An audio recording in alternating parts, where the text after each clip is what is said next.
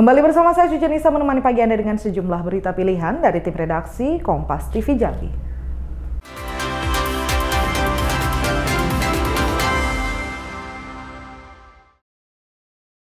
Seorang pencuri terekam kamera pemantau saat mencuri tas berisi dompet yang tertinggal di sepeda motor parkir di depan sebuah warnet.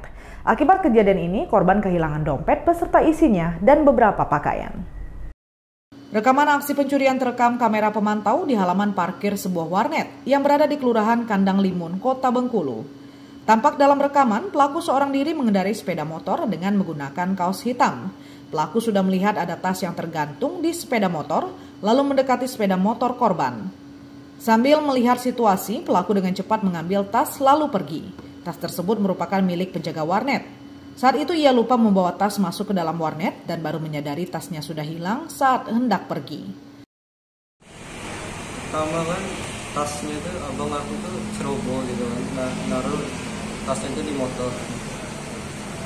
Kemudian tuh kalau dilihat dari CCTV tuh orang tuh kayak apa? Dia lihat sekitar kanan kiri dulu, itu diambil. Langsung kabur habis itu ya? Dia kabur. Sebenarnya enggak banyak. Di isinya tuh ada baju, dompet, ada uangnya dikit. Akibat kejadian ini, korban kehilangan tas berisi dompet beserta surat penting dan uang tunai, serta beberapa lembar pakaian. Bayazil Alaihan, Kompas TV Bengkulu. Pelaku pencuri panel lampu jalan tenaga surya di Kelurahan Bentiring, Kota Bengkulu. Bahkan pelaku menjadi bulan-bulanan masa yang sudah kesal dan sudah meresahkan warga. Pelaku pencuri panel lampu jalan tenaga surya di Kelurahan Bentiring, Kota Bengkulu. Bahkan pelaku menjadi bulan-bulanan masa yang sudah kesal dan sudah meresahkan warga. Warga memang telah memasang dan memantau rekaman kamera pemantau untuk mengidentifikasi siapa pelaku pencurian tersebut. Dari rekaman itulah pelaku diketahui merupakan orang yang sama yang mencuri lampu tenaga surya beberapa waktu lalu. Warga yang kesal karena sering kehilangan lampu penerangan jalan meluapkan emosinya dengan menghajar pelaku hingga babak belur. Saat beraksi, pelaku yang diketahui bernama Tony Susanto bersama seorang rekannya yang berhasil kabur berpura-pura menjadi pencari rongsokan. Pada pagi tadi itu ada salah satu warga dari perumahan kita itu melihat mereka itu sedang berjalan ke arah sini pakai motor, 2 buah motor, satu motor Karisma dan satu motornya lagi motor Mio berwarna merah. Langsung si warga ini tadi mengkonfirmasi kepada warga di perumahan. Selang beberapa menit memang mereka datang ke lokasi kita, langsung disetop oleh warga sesuai dengan. Usai menangkap pelaku, warga langsung menyerahkan pelaku dan barang bukti ke pihak kepolisian untuk proses lebih lanjut. Bayazil Alaihan, Kompas TV Bengkulu. Saudara, polisi mengungkap motif pembunuhan Henry Gusrianto yang tewas ditikam oleh 2 pelaku, merupakan mantan adik dan kakak ipar korban. Perkelahian berujung maut ini dipicu motif sakit hati dan dendam kedua pelaku terhadap korban. Henry Gusrianto ditemukan meninggal dengan luka tusukan di tubuh. Korban meninggal dibunuh oleh mantan kakak ipar dan adik iparnya. Jasad korban ditemukan terluka di simpang 4 Kalibatas Desa Pematang Gajah, Kecamatan Jaluko, Kabupaten Muaro Jambi. Sebelum meninggal, korban sempat terlibat cekcok dan perkelahian dengan kedua pelaku. Sempat kritis, korban akhirnya meninggal dunia di rumah sakit. Dalam kasus ini, satu pelaku yakni Galang Ramadan Al-Banjari berhasil diamankan polisi saat hendak berupaya kabur. Sementara satu pelaku lainnya, Banjari, masih dalam pengejaran. Dari hasil pemeriksaan polisi, terungkap bahwa motif kedua pelaku menghabisi nyawa korban disebabkan rasa sakit hati. Kedua pelaku tak terima saudaranya sering di KDRT oleh korban selama dalam pernikahan. Setelah perceraian, korban dan mantan istrinya, kedua pelaku ternyata menyimpan dendam membara terhadap korban. Kasat Reskrim Polres Muaro Jambi AKP Hanafi Dita Utama mengatakan, ia meminta pelaku yang belum tertangkap untuk segera menyerahkan diri.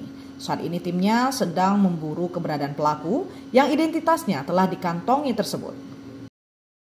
Menurut pengakuan dari pelaku yang telah kita amankan, korban selama menikah dengan saudaranya sering kali melakukan KDRT dan setelah bercerai, kedua pelaku ini memang berniat untuk mencari dan mengejar untuk membalaskan sakit hati dan dendamnya kepada korban.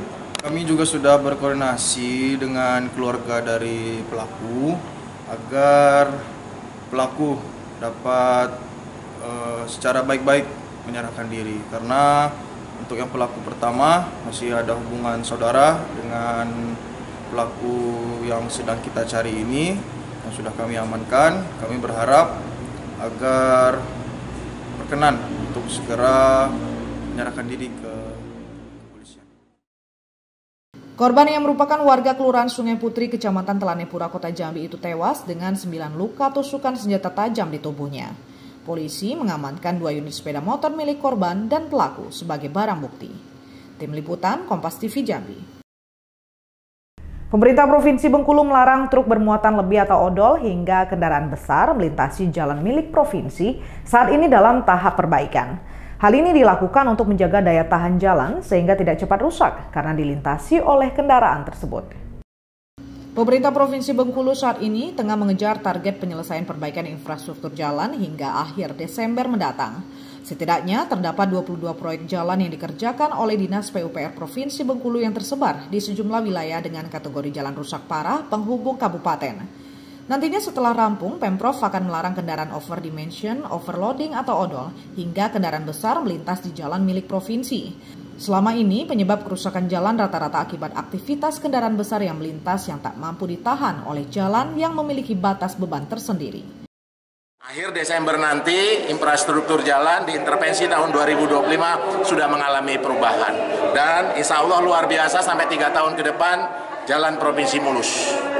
Nah, tapi ingat, Pak Gubernur dalam TikToknya menyampaikan, ya kan, kendaraan odol dan tronton, terus kemudian loan yang kelasnya. Dengan larangan itu diharapkan daya tahan jalan akan tetap awet sehingga tak ada lagi masyarakat yang mengeluhkan jalan rusak. Bayazil Araihan, Kompas TV Bengkulu. Kerusakan jembatan di Kelurahan Rano, Kecamatan Muaro Sabak Barat, Kabupaten Tanjung Jabung Timur, Jambi dikeluhkan oleh pengguna jalan. Kondisi jembatan dengan lantai yang terbuat dari lempengan besi cukup memprihatinkan. Kerusakan jembatan di Kelurahan Rano, Kecamatan Muaro Sabak Barat, Kabupaten Tanjung Jabung Timur dikeluhkan oleh pengguna jalan. Kondisi jembatan dengan lantai yang terbuat dari lempengan besi cukup memprihatinkan. Meski kondisinya miring dan membahayakan, jembatan ini menjadi penghubung 2 kecamatan, yaitu Kecamatan Muaro Sabak Barat dan Kecamatan Kuala Jambi, tetap dilintasi masyarakat lantaran menjadi akses satu-satunya. Jembatan ini menjadi penyangga akses menuju fasilitas pendidikan serta perekonomian masyarakat di sektor pertanian, perikanan, perkebunan, dan peternakan. Selain itu, jembatan Rano tersebut juga menjadi penghubung menuju pusat ibu kota Kabupaten Tanjung Jabung Timur. Sejumlah pelajar dan masyarakat berharap agar jembatan Rano ini segera diperbaiki agar tidak membahayakan pengguna jalan yang melintas. Sangat mengganggu karena jembatannya miring dan sangat mengganggu pengendara, takut jatuh, takut ada korban.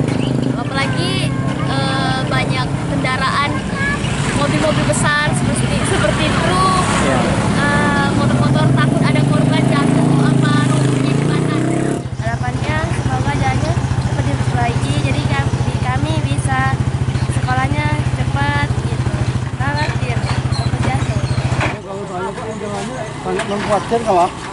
Kami sebagai masyarakat kan kalau dapat kan di usaha kalau diperbaiki kan. Begitu aja. Dulu banyak yang sering berkorban. Sering dulu. Pokoknya mengkhawatirkan Pak kalau kami.